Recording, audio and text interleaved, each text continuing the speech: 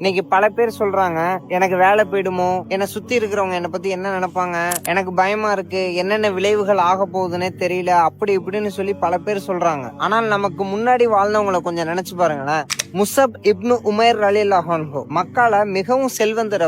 அவர் இஸ்லாத்தை ஏத்துக்கொண்ட போது செல்வம், வசதி, குடும்பம் அப்படிங்கிற அவர்கிட்ட இருந்த எல்லாத்தையுமே இழந்தாரு. ஆனாலும் அவர் அல்லாஹ்வை தான் தேர்ந்தெடுத்தார். பிலால் ரலியல்லாஹு அன்ஹு இஸ்லாத்தை ஏத்துக்கொண்ட ஒரே காரணத்துக்காக பாலைவன வெயில்ல கடுமையாக வதைக்கப்பட்டாரு. ஆனா அவர் தொடர்ந்து அஹத் அஹத் அல்லாஹ் ஒருவனே அப்படிங்கறது தான் சொன்னார். ஹம்சா இப்னு அப்துல் முத்தலிப் ரலியல்லாஹு அன்ஹு அவர்கள் நபி ஸல்லல்லாஹு அலைஹி வஸல்லம் அவர்களின் உயிரை காப்பாற்றுறதுக்கு தான் உயிரை இழக்க நேரிடலாம் அப்படிங்கிறது தெரிந்தும் உண்மைக்காக அவர் நின்றாரு. சுமையா பின்த் கயாத் ரலியல்லாஹு அன்ஹா அவங்க உண்மையை பேசினா கொல்லப்படுவேன் அப்படிங்கிறது தெரிந்தும் உண்மையை தான் பேசினாங்க. அதனாலதான் இஸ்லாத்தோட முதல் ஷஹீதா அவங்க ஆனாங்க. அல்லாஹ் திருக்குர்ஆன்ல சொல்றான், அவர்களை பயப்படாதீர்கள், நீங்கள் உண்மையான முஹ்மின்களாக இருந்தால் என்னையே பயப்படுங்கள் அப்படின்னு சொல்லி அல்லாஹ் திருக்குர்ஆன்ல சொல்றான். ஒரு முஹ்மின்களோட இதயம் மனிதர்கள் அல்ல, அல்லாஹ்வை கண்டு மட்டும்தான் பயப்படணும். அல்லாஹ்வோடு நிற்பவன் இந்த உலகத்துல எதுக்கும் பயப்பட வேண்டிய அவசியம் இல்லை. இன்ஷா அல்லாஹ் நாளைக்கு பார்ப்போம். அஸ்ஸலாமு அலைக்கும்.